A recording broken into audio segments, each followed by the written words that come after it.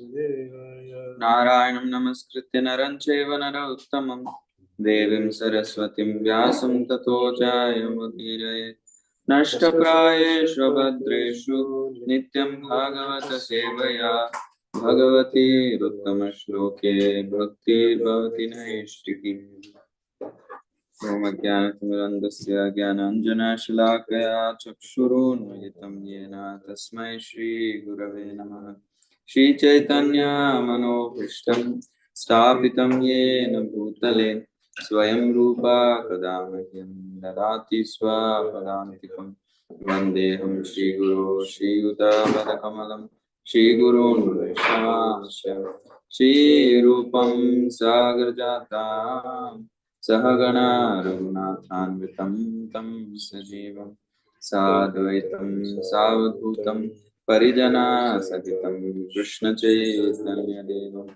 Shri Radha Krishna Pada Sahagana Lalita Shri Vishakhanvitamsya He Krishna Karuna Sindhu Dinabandhu Jagatpate Gopesha Gopika Kanta Radha Kanta Namaste Taptakanchana Gaurangi Radhe Vrindavaneshwari Vrishabhanu Devi Pranamami Haripri Vancha Kalpatarubhyascha Kripa Sindhubhya Vacha Patitanam Pavanebhyo Vaishnavebhyo Namo Namaha Jai Shri Krishna Chaitanya Prabhu Nityananda Shri Advaita Gadadhar Shri Vasadi Gaura Bhaktivinoda Hare Krishna Krishna Krishna Hare Hare Hare Rama Rama Rama Hare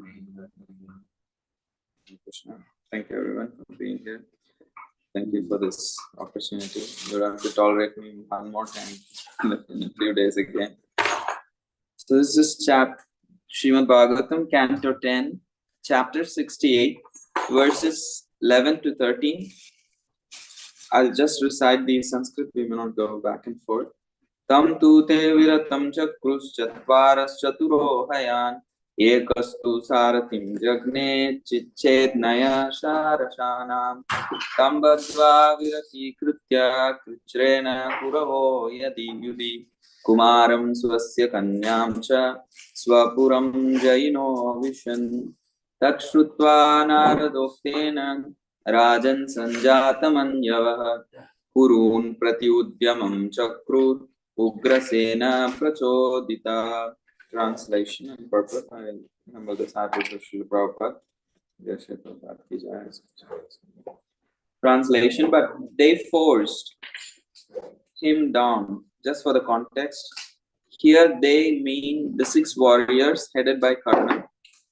The 6 warriors headed by Karna forced Samba down from his chariot, and thereupon 4 of them struck his 4 horses. One of them struck down his chariot driver, another one broke his bow.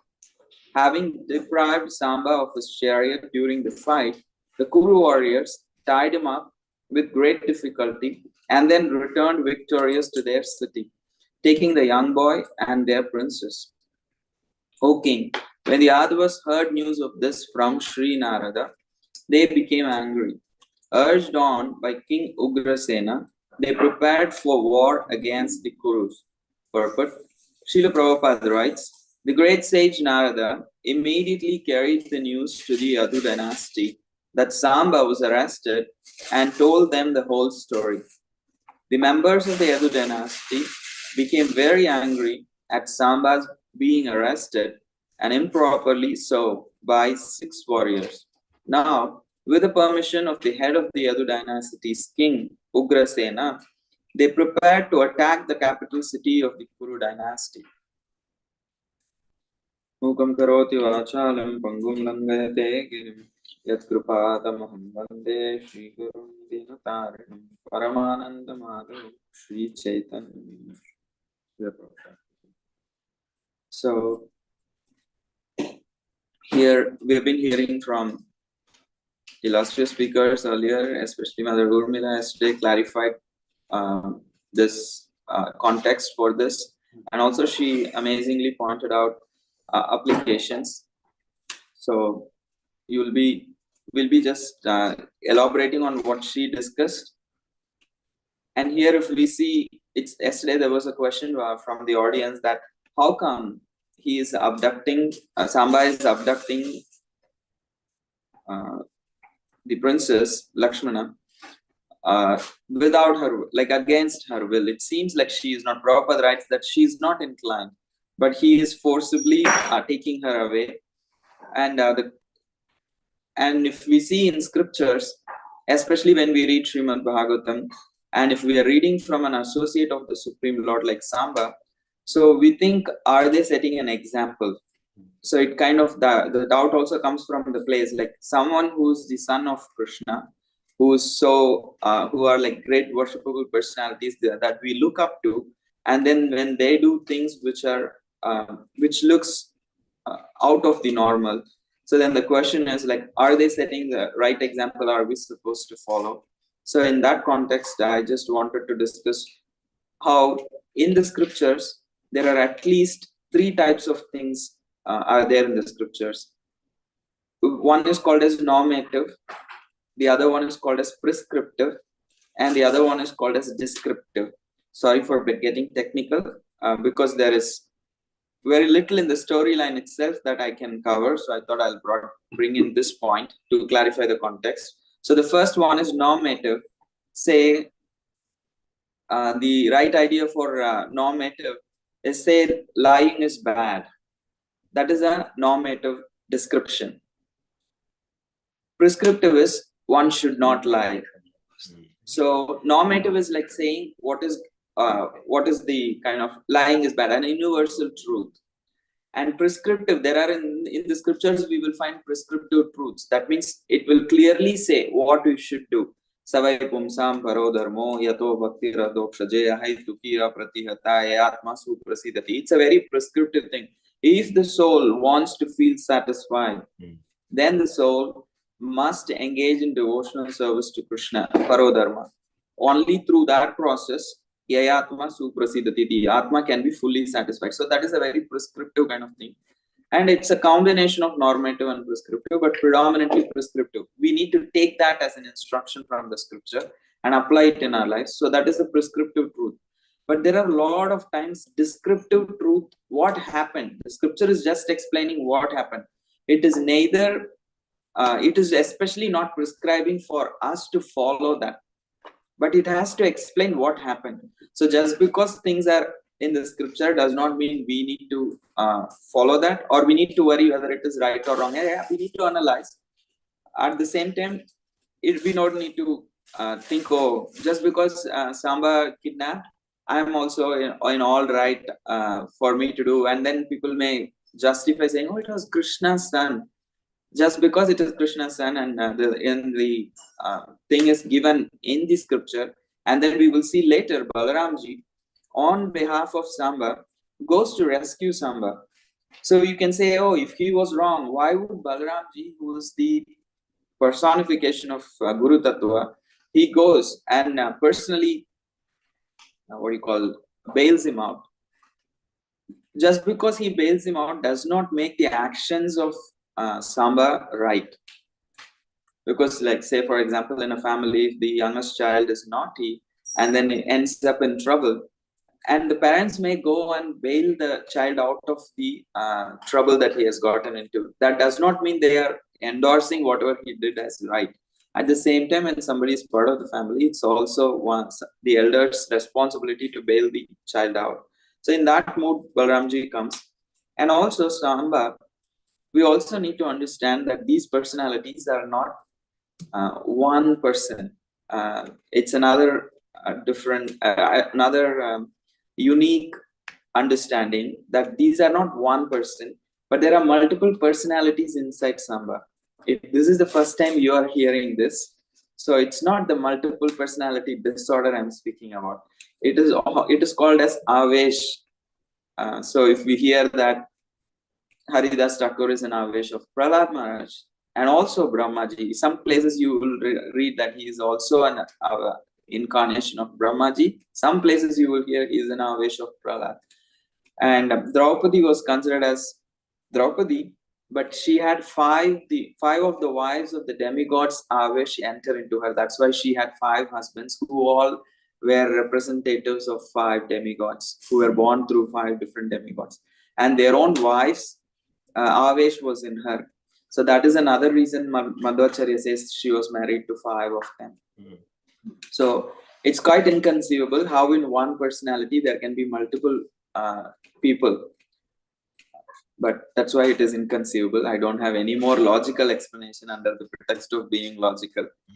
But however, in the Bhagavatam, in the commentaries, in the earlier chapters, in the Canto 3, we see how Samba is considered as an Avesh of Lord Kartikeya from the demigod portion, and he is also an eternal associate, but he also has the other demigod portions and or multiple demigod portions, I would say. So in that sense, he has multiple personalities in there. And some personalities in the pastimes of Krishna may just play a role to further the pastimes, but their actions may not be, say for example, their actions may be serving the purpose of the Lord's pastimes, but not necessarily the only way to serve the Lord's pastimes. But they may do a particular role in order to further the pastimes of Lord. Samba was generally known as a spoiled kid, a prankster. I'm begging forgiveness. I'm not offending the eternal associate of the Lord, but I'm saying from the observation. And also there are certain commentaries like Vallabhacharya's Srimad Bhagavatam commentary where he clearly says he is more of a prankster, because Samba later in the pastimes of Dwaraka will dress himself as a lady and then will be surrounded by his brothers, and they will go to the sages headed by Narada Muni and ask, this girl is expecting, through your Brahma Tejas, through your mystical potency, can you guess whether this girl will have a male boy or a female boy? They were asking a, gender reveal from Narada Muni, but the baby shower does not go well. The gender reveal, he said, they became very angry. And Narada Muni curses them, saying, he will give birth, you foolish Rakana kids, he will give birth to a iron rod, which will be the cause of the end of your dynasty. So, and immediately the next morning, Samba gives birth to an iron rod. He finds an iron rod in his belly, in his thing, and that they take it to Ugrasena. They become so fearful. Say they run to Ugrasena, the king of the Yadus, and they present the situation to Ugrasena. So Ugrasena thinks, oh, okay, the rod is the problem. So let's powder the rod. Like he actually asks them to crush the rod and powder, and they go to Prabhasha Kshetra and they mix it in the ocean. But destiny is more powerful. Those very powdered iron rod, the powdered iron rod actually grows into iron weeds by the power of the destiny. And later, when the Yadus actually assemble in Prabhasha Kshetra later, and they use those very weeds, iron weeds, which are like rods, which were as strong as iron rods, and they fight among themselves. Like how, if it was only one rod, imagine how one rod can destroy the whole dynasty. But Ugrasena thought he is being over smart, but it was also the play of destiny that one iron rod gave birth to thousands and thousands of iron weeds.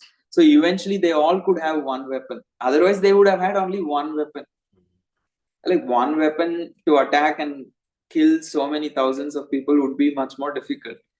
So in our lives, we think we can get away from, like a lot of people in this world. I respect horoscopy. I'm not saying I don't have faith in it. Astrology is all bona fide things. But many times how people approach is, I will understand and I will hack it. I will, with my intelligence, I will hack, I will do things. But destiny is all powerful. But it does not, it takes away our free will. No, it never takes away the free will to act and make the right choices. If we are under right guidance and if we are intelligent enough to follow the spiritual master strictly, we will be saved. However, with our own intelligence, we try to adjust things in life materially, and we think we can overcome the power of destiny, that is quite foolish. And these are the principles that these eternal associates of the Lord are bringing out by their actions for us to learn from. So indirectly, their actions are not just descriptive, it's also prescriptive and normative. We could take out lessons from what they are doing, not necessarily in the way to follow or imitate them, rather to on the negative aspect of not to follow their examples. They are setting an example. Okay, don't do like this. So that is the kind of prescription they are giving by their actions. So here, Samba kidnapping the girl or against her will is not necessarily a prescriptive action, nor does it justify that just because he is an eternal associate, his actions are all justified. That is all, or neither the case. And now the Yadus are going to come and defend Samba in order to prove whatever he did was not right. No, that's not the reason. Just because they are defending him does not mean they are defending his actions. So what is it? Any thoughts, any questions at this point?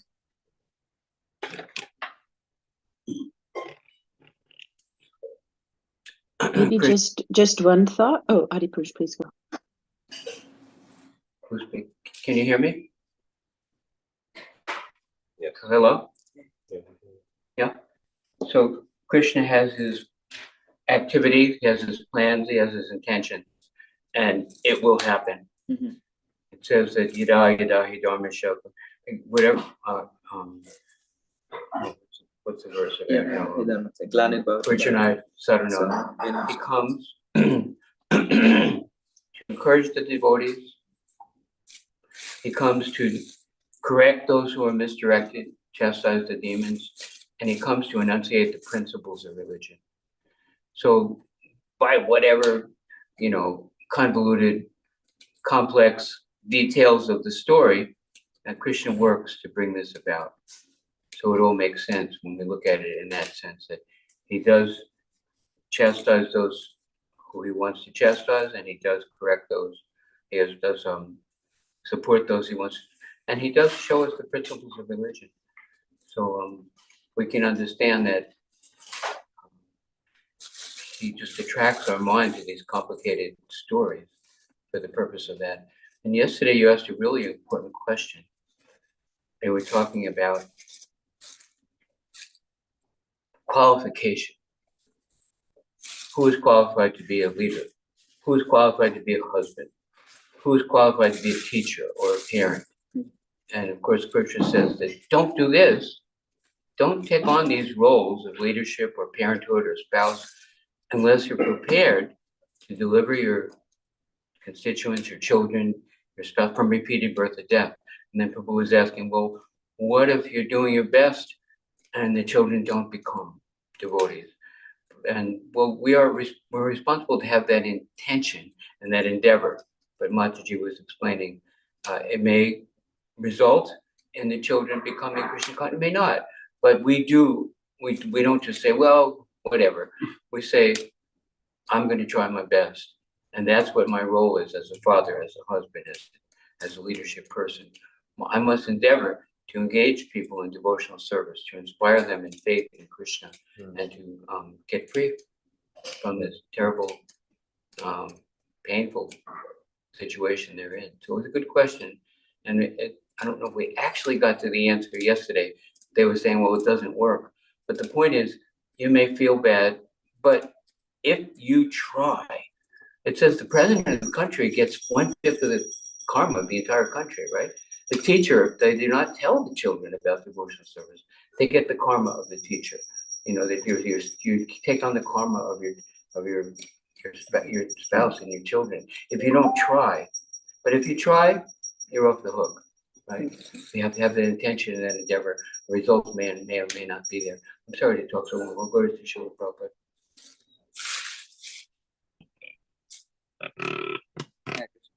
Thank you, Adipurush Prabhu. Yes.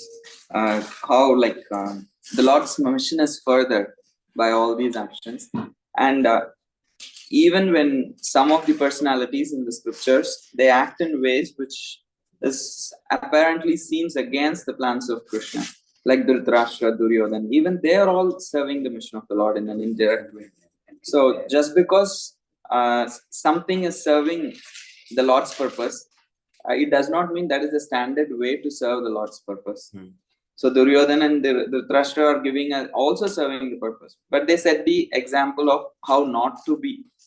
So they are also in that sense contributing, but we need to choose on which side we should follow, which side of the Lord's plan. And somebody else online had an opinion, right? The two hands raised, please. I had my hand raised. Yeah.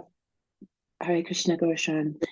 Sorry, Venetia? Yeah. Yes. I cannot see from here who has raised hands. Please do that. Yeah. So I'm just speaking up, just to reflect on what you're saying is underscores the fact that the Srimad Bhagavatam is not a mundane literature, and that we cannot understand it just by reading it ourselves like we could any book.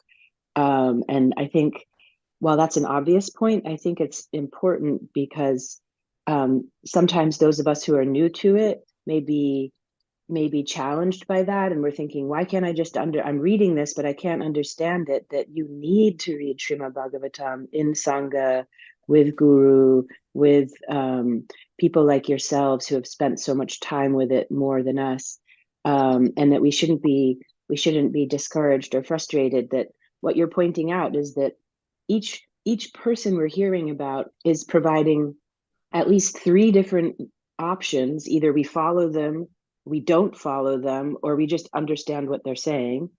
And each person contains potentially, in some cases, 5 or multiple other personalities and histories. And so there is absolutely no way that you can just, be like trying to learn how to swim by yourself. Like you can't do it. And so I just, for myself and for others out there who may be thinking like, why is this so complicated? It's just, I think it's an important lesson in humility too. Sometimes for those of us maybe who have gone to college or have a master's degree, or, have read this, that, and the other, we're like, why can't I understand and read this? It's really helpful to understand it's not meant to be understood like a normal book.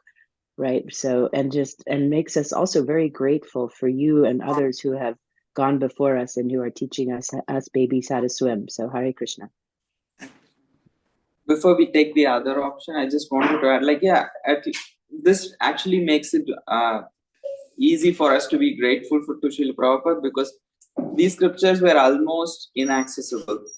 Though they were widely available, just having the verses and their translation to some extent actually does not sometimes serve the full purpose. It just sometimes confuses more.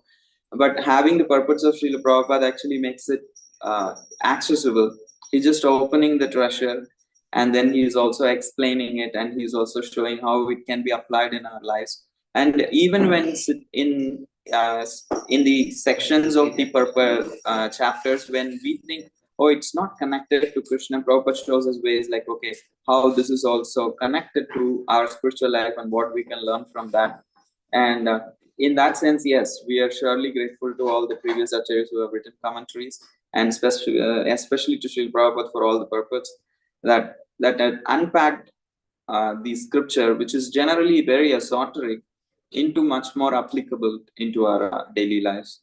So yes, I appreciate the point, Venetia, that these scriptures like Bhagavad Gita, when I just started practicing, I would get so frustrated with reading because it is English, as you exactly said. I had read so many science books and I had good marks, so I would just pick up the Bhagavad Gita and I just could not understand anything, honestly. I remember reading the 5th chapter for 1 whole year and becoming so frustrated that where is it like taking me? What is this going on here? And only when I started, when I was taught by other devotees, it became much easy. And I also realized the more I chanted Hare Krishna, the more I adapted a lifestyle which was suitable to spiritual practice. I was guided by senior practitioners and then heard from them and clarified doubts from them, along with service. And I also engaged in service to them and in general the mission. With that combination of Tadvidhi pranipatena pariprashnena sevaya upadekshyanti te jnanam jnaninas tattvadarshinaha. Like the first thing is Tadvidhi pranipatena. There is humility hearing from like a senior practitioners, and then also service. Just hearing and acquiring knowledge in itself is no fun after a point. Have knowing so much and not applying is also becomes a problem. So actually serving opens the heart, and also personally practicing sadhana and having lifestyle choices that are compatible to the spiritual knowledge. Otherwise, if the lifestyle choices are not completely compatible, then it creates what is the right word? It makes one disinterested in these very things that we, even though we come to value, we have an intellectual dissonance then, like in our heads. I love chanting Hare Krishna. I love reading Bhagavatam. I love going into the association of devotees and kirtan, but I don't want to do it also on the other hand in the heart. That means the conflict is coming because of the taste is there, the respect is there, but the lifestyle choice is not really, the person is not taking either like causing some serious offenses or having some lifestyle choices which are like being so incompatible that uh, that dissonance comes. I love it, but I don't want to do it. Very like if I get a moment, I'll watch some YouTube, but I may not pick up a book to read, though I have the time. But in my mind, I love Bhagavatam, but I may not be able to pick it up. So that means there is one needs to strengthen the aspects of chanting, service, and lifestyle choices. I hope that added to the point that you were discussing. Whoever is the other. We have a hand from Gail. Yeah, Mother Gail, Hare Krishna. Hare Krishna, Prabhu. Yeah, a couple of things. Well, one is Venetia was saying that, it's obvious that we need to study these scriptures under the guidance of, acharyas and our... Of Prabhupada and other devotees. Yeah. But, obviously it's not so obvious because otherwise there wouldn't be so many, deviating and unscrupulous versions of the Gita, so I'm so glad that she elaborated on this point, and because I think people do need to hear it. Otherwise, in our mundane existence, we have been accustomed to trying to figure things out on our own. So it's not so obvious that, well, we can't apply that to this also, So I think it is a very valid and not really so obvious point that is absolutely essential. So anyway, that was one comment. Then the last thing I wanted to refer to, which Adi Prabhu, he referred back to your question to Mother Amila yesterday. Yes. Right? Yes.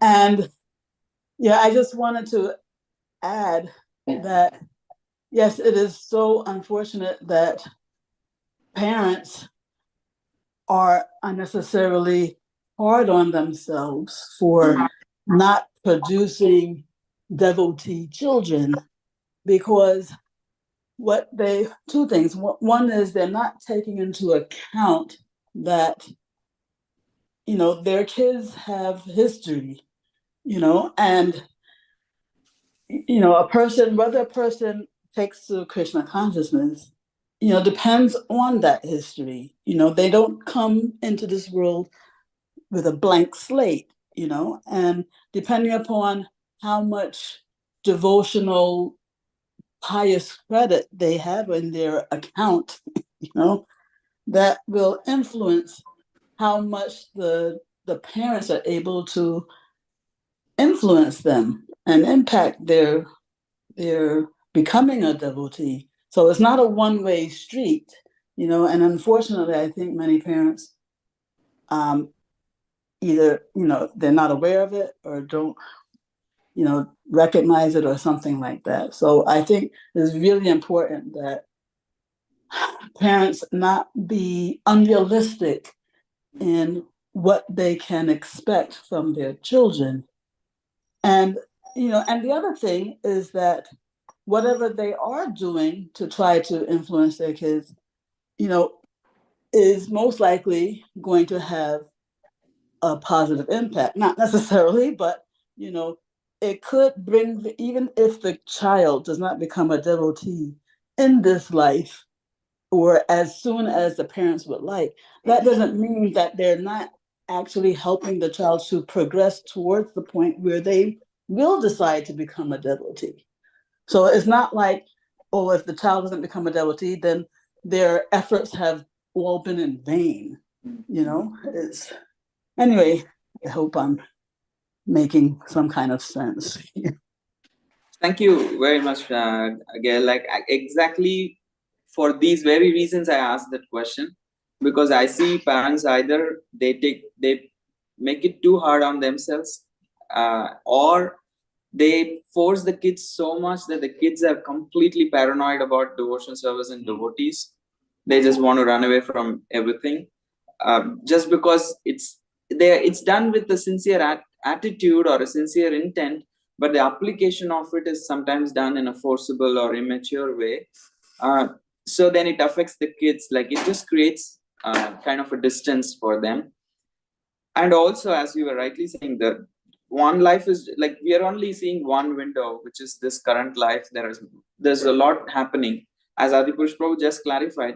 If what the scripture is especially prescribing is that we understand that these roles are roles of responsibility, and especially the role of a parent is not just like we produce kids as a byproduct of our enjoyment. We produce kids as a byproduct of our responsibility. That is what is the scriptures are trying to tighten that aspect, that we don't take these or step into these roles as like a kind of an accident or an aspect of enjoyment, rather that we step into these roles as roles of responsibilities, understanding the seriousness of it. And then, as Mother Urmila very nicely put it, we have the right to do the prescribed duty, but we are not entitled to the results, and it's not in our control either. So, as you rightly said, and you are more qualified to speak on this, I would say, because you have kids and you are a devotee and you have wonderfully inspired them, and you understand how the dynamics of day-to-day raising a kid and giving them Krishna consciousness. They may take it eventually, but they may have their own way when they take it and how much they take it. So I'm very appreciative of the fact that you stepped into share, because it adds more credibility when it comes from you, because it's a lived experience. For me, it's more of an observation of other people's lives, but I really appreciate this coming from you, because parenting is a spiritual responsibility. Leadership is a spiritual responsibility. That's what the scriptures are clarifying. At the same time, the other extreme I see is parents also need to continue to love the children, whatever they may choose. They may make a choice which is devotionally favorable or unfavorable, sometimes temporarily or even for a long term. But the relationship of the parent and the child, that has to remain. That is not being threatened by this spiritual instruction. This Bhagavatam is not saying if they are not devotees, just completely relinquish them. Because the Angas, Mataji, Mother Urmila yesterday told the example of Anga just leaving everything and going away from Vena because he was extremely unfavorable. But the kids may not be like that all the time. So it takes mature parents to continue to shower the love, because it's not just this life. But just having a good relationship, they may continue to have that good parent and child relationship. Some benefit will happen, and eventually it can fructify into devotion service in the future. And just respecting, having a good relationship in itself creates appreciation and eventually devotional benefit. So with taking multiple lifetimes into picture and multiple angles, parents need to try their best, set personal example. We are not here to lecture the kids. Sorry, I'm lecturing here, but at the same time, what I observe in the households that I go for outreach is like, our lecturing does not work with kids. If the parents actually live what they are saying in a nice way and have such maturity with the kids, and I think Anand Bihari Prabhu is an amazing example. I'm always very happy to see Gaurangi, how he is like always friendly. First become friends with your kids. No, I teach, my example is negative. No, we don't, we won't agree with that. You're just being humble, I think. Yes, here, Adipurush Prabhu has something more to add. Let's hear from him. Krishna gives everyone free will. He gives us free will. He lets us go as far away and as long and as deep as we want to go away from him. He allows us because out of love, he gives us that choice. And there's a very powerful documentary called The Devil's Playground by the Amish, right? And they have a practice. Of course, their communities are very religiously oriented, and they live in the countryside, and they live very simply. And then they have a thing where every kid knows, when I'm 16, I can go. They know when they're 8, when they're 10, when they're 12, when they're 14. And the documentary, they interview these kids that are before 16. They say, I'm going to go at 16, you know. And then they interview the kids that are out there using methamphetamine, engaging in promiscuity, all kinds of things, you know. And then 90% of them come back. And when they say, when you're 16, when you're in this house, you do what I say, because that's my service and my care for you and my love for you. And then when you're 16, you go and you choose to come back and join the community. You choose to follow the worship standard. You choose to, you know, be a devotee or not. And we don't do that. We try to hold on to them. For us, it's a new generation, our first generation, second generation devotees, but they've been doing this for hundreds of years and it works. But the documentary is very interesting for the kids to see, for the parents to see, and it's a living example of practical application of a reality that Krishna gives free will, and we also are, although we've set a standard, and we explain to them, you know, what we do, why we do, and we instruct them and encourage them to follow, but if they want to go, go. My own life, my little brother, when he was 5 years old, he decided to run away. So he comes to the living room, my father's sitting there, what are you doing? I'm running away. Why do you have to go? Because I have to go to business, I have to clean my room, I have to do this, I can't do that. I'm tired of this place, I'm leaving. My father said, well, you know, I can't tie you up. There's the door, you have to go. Where are you gonna eat tonight? He goes, I'll eat out of a garbage can somewhere. Where are you gonna sleep? I'll sleep in the forest, you know. He was determined to leave. My father said, well, you know, go. You know, you're gonna go. What's in that pillowcase? He had a pillowcase. He said, that's my stuff. Oh, my father said, now wait a minute. If you're gonna go, you leave that stuff right here. That's my stuff. So he threw it on the ground, and then my father, and the clothes you're wearing. So my brother took off his clothes, and my father, see, you're too little to feed yourself. Well, you stay here now, and when you want to go, you go, but not now. You can't do it, right? So when he was 17, he got thrown out of school for the 3rd time using drugs, you know. And he came home, and my mother and my aunt were there, and he had all his stuff. He was gonna move out, you know. And my mother called my father, came home, and he said, what? I'm leaving. My father said, okay, leave, but you leave that stuff here. So he took off all his clothes, walked right out the door. This is in Freeport, Long Island. Down the west, wandering along as my brother going down the street with no clothes on, you know. Freeport, Long Island has these canals, and he had a boat, so he went to his boat and he ran away. But he came back. My father said, you have to go. You know, I'm telling you not to use drugs because I don't think it's good for you. And you live in this house, you follow my rule, but you want to go, you go. But he came back and he took good care of my father right till the time my father left this world. They had a great relationship. But Krishna gives us free will. And as much as we're supposed to instruct those in our care, we have to let them go. Otherwise, it's really not the way Krishna works. I'm talking too long, I'm sorry. Gaur to Prabhupada. One last thing that I wanted to add is like, when it comes to application, each one's life is slightly different. So the lectures are not meant for guiding anyone in their life application of philosophy completely. These are very short time, and we cannot analyze each one's life's circumstances and all that. It's best to go to someone who is experienced, especially if you are thinking about parenting. If you are a young devotee parent, you take from senior devotee parents who have the experience. Take that guidance for these things. Surely it's better to take guidance. You will save a lot of damage in the relationship. So having that kind of guidance from people who have lived experience on a personal note, so that they know your life and your children and then the circumstances, and guide accordingly, is very important. These lectures are meant to serve as pointers, give principles. The details, please work it out with personal guidance. And I'm very grateful for all of you for keeping up this class going and nourishing the Bhakti Center community. So very grateful for all of those who show up every day. And Adipurush Prabhu. Any other comments or? There's one from Jeffrey Ackler. Hare Krishna, Gaur Sharan Prabhu. Thank you. Hare Krishna.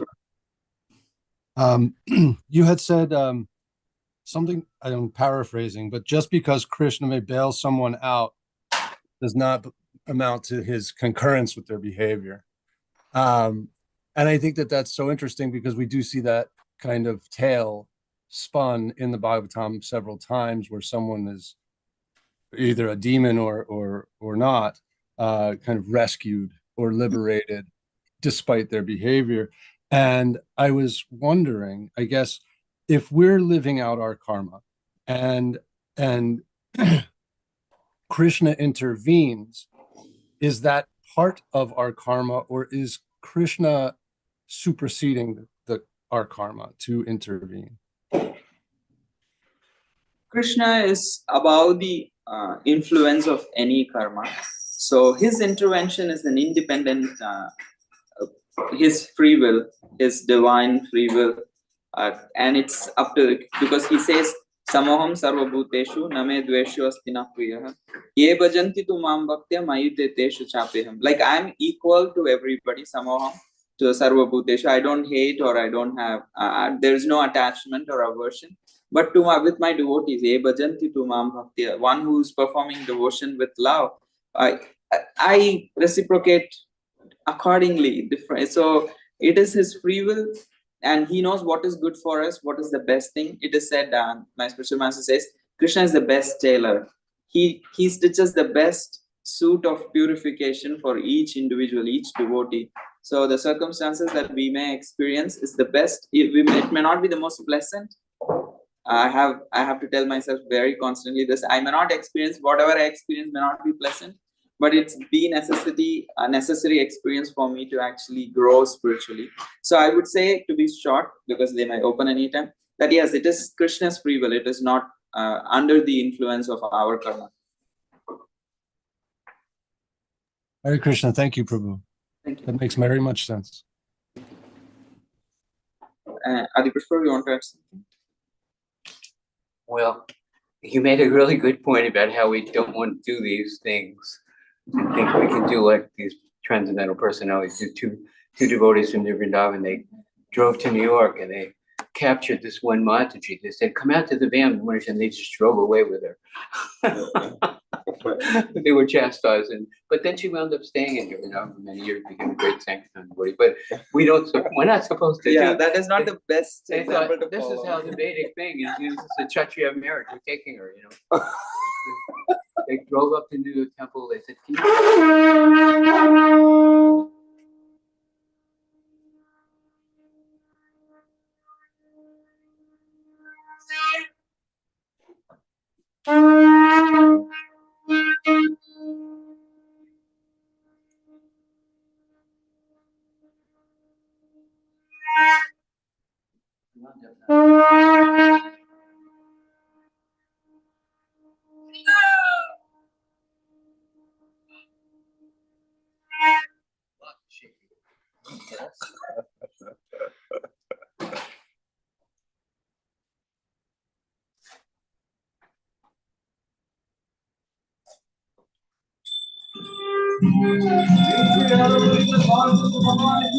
Jai.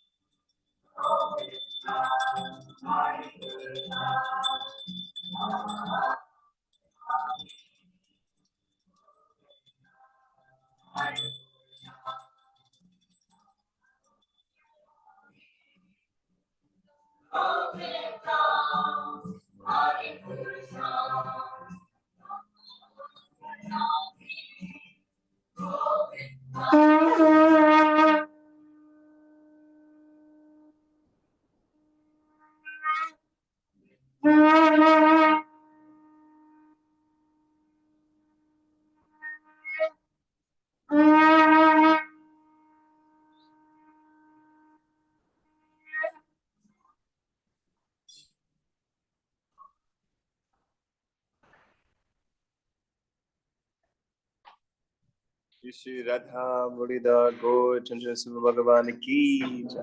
Srila Prabhupada Ki Jai.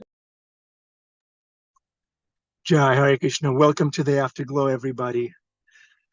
How was the class? Did you like it? Jeff Reckler Prabhu, are you in this class every day voluntarily, or maybe you're kidnapped? Let us know. I've been kidnapped by a sweet little boy who likes butter. Yeah, I had the same thought. I am kidnapped by Srila Prabhupada. Yeah. Haribol. Okay. So there's one thing that came to mind when Guru Sharan was speaking about, making your children Krishna conscious, that. So I was thinking of Srila Prabhupada. He dealt throughout his life, he dealt with so many people who did not become devotees, like parents of devotees, some merchants in India, some homeless people in the street. They didn't become devotees necessarily, but they all remark this one one thing about Srila Prabhupada, this incredible warmth and love that they sensed from him. So we should, raising a Krishna conscious child, we can adopt that mentality. They may or may not become devotees in this time, in this life or next life. Our job is to give them love, affection, care on behalf of Krishna. And when they grow up and you say Hare Krishna to them, what should come up in their mind? The same thing that comes up in your mind, Jeff Rickler, when you think of your best childhood memory. Where did that happen? Maybe your grandparents' place. When you hear about that town, what comes up in your heart? So that's the same thing that should come up in their heart when they hear Hare Krishna. That's our job, is to give them love, affection, care, and make it fun for them. Almost like a circus, because they're children, for goodness sake. It has to be fun. And then, of course, a little bit of instruction here and there through example, but it's ultimately about fun. We're all here because it's fun. At least I am here because it's fun. Srila Prabhupada was a prankster, a jokester. He made it relatable. He made it fun. He made it digestible. It wasn't just pure, rigid philosophy, instructions, stoicism. It's a transcendental adventure. I'm ranting. Okay, anyone has anything to say? Isaiah, what's that yawning in class? I know. Sometimes, yeah, we get carried away. I like Venetia's point, what was her point? Yeah, she said that we cannot figure out our own. It's true. Srimad Bhagavatam is meant to be lived, not just read. But I was also thinking that it's true, we can't figure out philosophy necessarily, but at the same time, it's so clear. If you take a karmic book and you start reading it from the middle, for example, then it won't make much sense. But you take Srila Prabhupada's books, you can read it from the end, it will make perfect sense. One purport by Srila Prabhupada has everything we need to know, right? So it's both. It's very transcendental. We should approach Srimad Bhagavatam in the mood of service.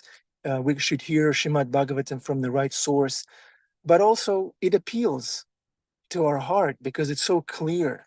Srila Prabhupada made it so clear and so simple for us. If we have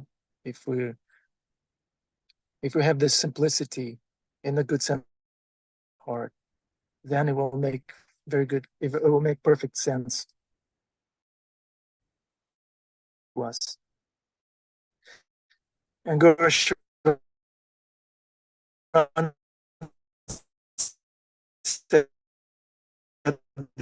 this class is not meant to dissect everyone's life. We're going to dissect his life. It's a joke. Am I breaking up? Yeah, I am breaking up. I'm sorry. Yeah. I got off the Wi-Fi. Okay. All right. Let's do it. 2-3 reflections, please. It's a Saturday. We can go over time. Open mic. This is the practical aspect of class. How it plays out, how it applies to our life. Who wants? Hare Krishna. Adipusha Prabhu. Oh, Neha. Hold on, Adipusha Prabhu. Hold on. We're going to hear from Neha. One thing to say that whatever effort is not one way, there is also Krishna's way also, Krishna's effort.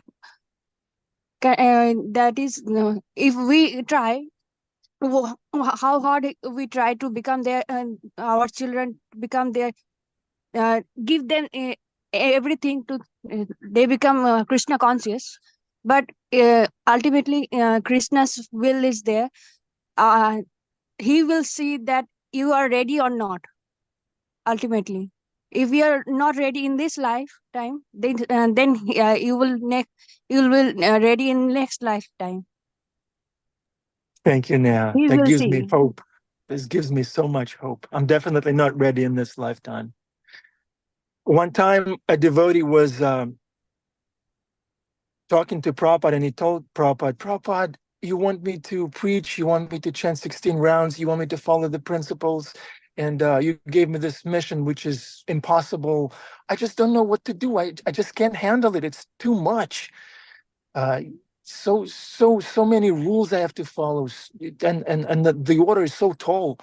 And Srila Prabhupada said to him, Krishna Das, I just want you to be happy. Srila Prabhupada didn't start talking about all these rules that the devotee has to follow. He told them, all I want is you to be happy. So if even you think you're not ready in next lifeline, Krishna will drag you. yeah, I want to be dragged. I want to be chewed up by Krishna, not by Maya, because we're going to be chewed up either way. Okay. Adi, Purusha Prabhu? Yeah, Hare Krishna. You made a good point about how Prabhupada's books are very clear. But on the other hand, even though there are many instructions in the book, just like if you go, Prabhupada give the analogy, suppose you go in the drugstore, all the drugs are good, but you don't just start grabbing things off the shelf and taking them in an unregulated quantity and in Yeah. frequency. There's a doctor, there's the drugs, and then there's the prescription, and is the person who is qualified to give you a diagnosis and to prescribe a particular drug at a particular frequency for a particular duration of time. We don't just take anything and everything. Just like that analogy, those two devotees from Vrindavan, they came to New York and captured that Mataji. They had one guy who felt he was in love with the girl, and he felt that the temple authorities in New York were having some trouble at that time. Said he thought he was going to rescue her. He said, "Come out to the van," and then they just drove away with her. Ridiculous. But was that you and Das? No, No. no, it wasn't me and Doc. We wouldn't do anything like that. Okay, thank you. I could tell you their names, but they're still around. No, it's okay. It's okay. Please don't. Vasudev Prabhu will fire me if you do. Okay. All right. Madan Gopal Prabhu is here. Madan Gopal Prabhu, Hare Krishna. Hare Krishna, my obeisance to everyone. Hare Bol, so nice to be here Saturday morning. Best time. Best place to be in the morning. I wanted to reflect a little bit on this topic of our children becoming devotees. And Gail Mataji had a very nice point that, our children come with their own histories, because we all have our own histories from our past lives. Even we see sometimes in devotee families, they have twins. And one twin will go one way, the other twin will go the other way. Bhima, thank you, Prabhu. Thank you, Prabhu, for sharing that nice view. Nice. Is that a horse? Jai. So that was actually me. That was my profile, a horse's house. Hari. Like the ponytail. It's really nice. So I was reflecting on this parenting thing, and parenting is not easy. When I wasn't a parent, then I thought parenting is easy. And then when you become a parent, then it becomes apparent, that you are a parent. It's not easy. And what the challenge, especially because we want them to be successful in every way. We want them to be healthy. We want them to be happy, well-adjusted, do well in school, do well in the world, do well in the career, develop great relationships, and become pure devotees, and become great preachers. It's a tall order, and it can get overwhelming, especially because there's so many desires. We want to see our children fulfill them, that the desires that we didn't fulfill, the opportunities we didn't get, so it can get overwhelming for us. And it can get overwhelming for the children when we try to ram all those things down. So it's not easy in so many dimensions. And we also need to be mindful of our children's variegated desires and also their variegated personalities, which are unique. So it's so many things going on there. But one thing is quite important, is that children may not listen to what we say. In fact, they rarely listen to what we say, but they watch carefully what we do. Even though it may seem that they're just playing on the side, but they're listening to what we say, the vibes we put out, what we end up actually doing, how we represent. So that's why the real challenge in parenting is not the parenting, but is just what we're doing in front of our children. Now in the Vedic system of parenting, which I read about a little bit, I think it was Prabhupada explained it. So in the first 5 years of the child, we want to give them so much love and affection and support, and emotional support and care, almost to the point of spoiling them. That, yeah, even if they make mistakes, okay, it happens, no worry, I love you so much. Doesn't matter. We just overwhelm them with love, care, and warmth. Then from like 5.5 or 6 to age of 14, then you're super strict, and you put your foot down. You're super strict in terms of the rule. This is the, if you never do this sort of thing, you should always do this. Make sure, you can apply that in regular studies or regular life, in dealing with other people, or even Krishna conscious practice. We remain strict. Of course, you yourself have to be strict, otherwise that will have no meaning, but you become strict.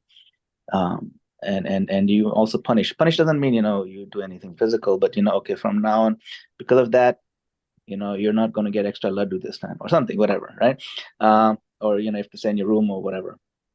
Unless they like to stay in the room, in which case you have to say you have to play outside. That's also punishment for some kids. So you have to find out what's the appropriate punishment. But what the point is, then after age of 14 or 15, then you become their friends again. Because at that point, punishment, discipline, these things don't really work. They kind of backfire. They're already grown ups. At that point, you want to just be their friend, their buddy, and just open up, let them open up as their heart. Now, the reason that this thing actually works is because in the first 5 years, you've given them overwhelming love and support and care and affection. Then the discipline years, they know that this is coming from a place of love. It is never any doubt in their mind, That's why the discipline works. Discipline only works when the child is fully convinced this is someone who loves me like anything. And that love is so deeply ingrained, they don't even know why they trust you, because you've done so much for them. Love, we don't want to be punishing them when they're like 1 year old. It doesn't mean much, it's not even good. It'll backfire. So this is a Vedic model, and it seems to work. It makes a lot of sense. And if we can get ourselves to actually do it, and of course become better devotees ourselves, I've seen it do wonders. Then of course the child will still have their free will. And Prabhupada's own children, biological children, some of them didn't end up practicing. That's okay, we understand that. And yet the whole world, was affected by Prabhupada's preaching, and his spiritual children, and those of us who are his spiritual grandchildren and then great-grandchildren, this is Prabhupada's family. So we can make him proud as much as we can. We can try and bring joy to Prabhupada's heart by being good children and grandchildren.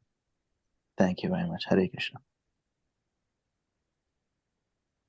Wow, thank you, Madan Gopal Prabhu.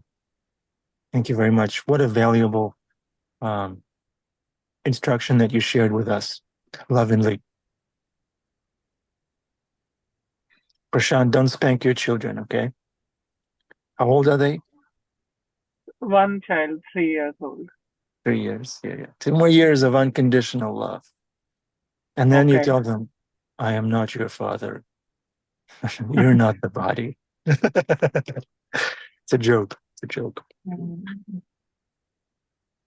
You wanted to say something, Prashant? Yeah, go ahead. No. I'm just saying it's good to be back. I was a bit I was traveling. I've relocated to Texas, but now I'm here. So I'll be more regular in the class. So, yeah. So are you in Texas now? Yes, Okay, what's the time difference? 1 hour. 1 hour, it's not too bad. You can Yeah, still I come to missed Texas. I missed 2 classes by joining in when it was already wrapping up. Yeah. Yeah, you should do some fasting to make up for that, Yeah. for what you did. It's a joke. It's a joke. Joke. Venetia is unmuted. Venetia, go ahead. Oh no, I'm accidentally unmuted. Hare Krishna. Hare Krishna. We didn't Anand hear any Bihari cursing Prabhu. or anything. Yeah. Anand Bihari Prabhu, it seems you've been preaching to your barber or something, because Yeah, it's going taller every day. well, no, I mean he's getting more and more streamlined with the sides and all compared to what you had before, and eventually that whatever's on the top will just whittle down to a shika back there. I think he knows what he's Yeah. doing, I'm gonna make a full circle. Yeah. Keep preaching to him, I think he's moving in the right direction, that's for sure. Yeah. No, my objective is to become like Bhima. He has shikha all over his head. That's my objective. And then maybe a beard eventually when I grow up. I cut my hair with a lawnmower. Growing a beard is not easy, Prabhu. For the first 5 years, you just have to give it affection and love. Then after that, you have to be strict with the beard. I fell asleep for such a long time. I woke up with the beard, and I just decided to keep it. I was out of it. Yeah. Annabelle is like, will I wake up with a beard if I take a nap? No. Okay. All right. Das, Hare Krishna. I was just going to say, Gaur Charan Prabhu's class, and so the one he mentioned the technical term that when there's more than one personality inside a personality, like Samba is also, who else was he? I forget. But anyway, you read that, when you're reading that, you kind of just like, well, okay, I don't understand that, and you put it on the shelf. Like I can't even get close to understanding that. But it's really good for your faith to hear that somebody understands it, and there's actually a term for it, and that it's amazing how there's a term, and there's so much knowledge there that I don't even know, but it's so satisfying to know that there's the scholarly type devotees that actually know that, and that it's there. It kind of makes your faith stronger. So I appreciate that. And I forget what the term was called already. Nice. At least you appreciate that term exists. Yeah. I know it exists. I can know. Yeah. I'm the same way. Yeah. I can't remember anything, but I appreciate What was that the it's there. term? Avesha? Was that it? Avesha? We'll ask Gaur Sharan. He's giving We'll class have to- again on Monday. We'll tell him we forgot everything. He has to educate us again. Oh yeah, speaking of Avesha, Prahlad, one of Avesha is Brahma. I think, was it Lord Brahma? And the other was who? Who was the other one? Yeah, no. Prashant, did you take notes? No? Oh, God. Okay. We have a question. Yeah, is Madan Gopal here? Yeah, go ahead. Madan Gopal Prabhu is going to answer. Maybe Madan Gopal it's relevant to how he was explaining. I was listening to one Mataji she was holding a 2-year-old child in her arms, and she said to him, Balaji, don't worry, 2.5, 3 more years in the animal species, and then you'll be human. I was wondering, is that children at that level, are they animalistic in some way, or I don't know? I found that amusing. She was consoling the child. Just a couple more years, and you'll be you won't be an animal species anymore. Affectionately. Interesting. I am still animalistic. I'm 40. It didn't go away. Annabelle, are you animalistic? Adipusha Babu is one. No. Isaiah is. If Adi was an animal, he'd be Winnie the Pooh. Yeah. Hare Krishna, Jeffrey Eckler Prabhu. Thank you. Have a great day. Hare Krishna. When Krishna was a little toddler and he would go out and roll in the mud, and then he would come back and his mother Yashoda, was like, oh my God, I have to bathe you again. What's going on? Like, why you're like an animal? Like, were you like a pig in one of your past lives or something? And Krishna is smiling. Is like, as a matter of fact, And then that's all he said. Because he's remembering his incarnation as Lord Varaha rolling in the mud. Oh, nice. Yeah. When I first brought Gaurangi, my daughter, to the temple, she was maybe several months old, maybe even less than that. I brought her to the temple and she would put everything in her mouth, everything in the temple room, and she would make noise and everything. And Vasudev Prabhu, our resident Brahmana, he walked by, looked down at us and said, oh, Annamaya face, animal face. And he walked away. And because Vasudev Prabhu was coming from a place of love and compassion, I didn't take, Annamaya don't want to means curse. seeing God as food. Yeah, Annamaya And then pranamaya means seeing, next stage is seeing God as a person, but seeing God as food, because they put everything in their mouth. That's their way to worship, relate by eating it. Yeah. Annabelle is yawning. Bhima Prabhu, can you keep the can learn class a fun? lot by Can you keep it animals. fun, please? Yeah. Make sure your comment is funny. What? Adi Yes. as Winnie the Pooh is funny? Yeah, Adi's here to get entertained, and Annabelle is yawning. Well, do you want me to say something? Or Yeah, no? yeah, go ahead. Go ahead. I'm sorry. I'm sorry. Don't tell me what to say, Prabhu. No, I was. By the way, am I broken up because I'm way deep in the field? We'll let you know if I'm in you the start breaking I'm in the up. field of illusion here. Okay. We also have to understand. We say, "Oh, becoming like an animal." Yes, can you hear me? Okay. Yeah, yeah. I tell you, I've learned by virtue. I wasn't one to learn a shloka and then understand it and then see it realized in my life. But those shlokas were always there. The pastimes were always there. I couldn't call upon them in a moment to teach them. But when things happened in my life, which they will as we progress, things will happen, and if we realize that every day is sort of like a school. It's Krishna's school, and it's a personal thing. It's very personal, and Krishna will show you things that will emulate or reflect what the Bhagavatam is talking about, because ultimately Krishna's story plays out every day in our lives, and we will have these great trials and tribulations, or as you said, Ananda Bihari, circuses.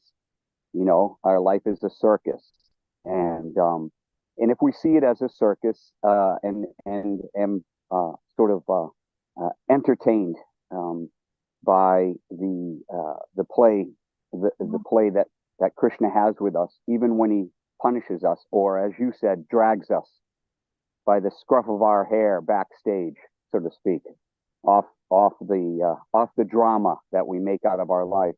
If we see Krishna in everything, and I just wanted to say that being surrounded by animals all day long, I'm seeing in the behavior of animals reflections of impulses in myself. And you see that these impulses are prevalent in all living things, and it's a miracle. It's a wonderful thing to see that these ideals of action and passion and the impulse to procreate and the impulse to feed and the behavior between a community of or a herd of animals, and the fights and the bullying and hierarchies, and then you see all that, and then you go into a temple and you see the hierarchies and the fights and and it's all that way, that this is prevalent everywhere, and we Krishna does that. We remind us to reflect that is a great school ground to learn. No, Hare I am Krishna. gonna put this.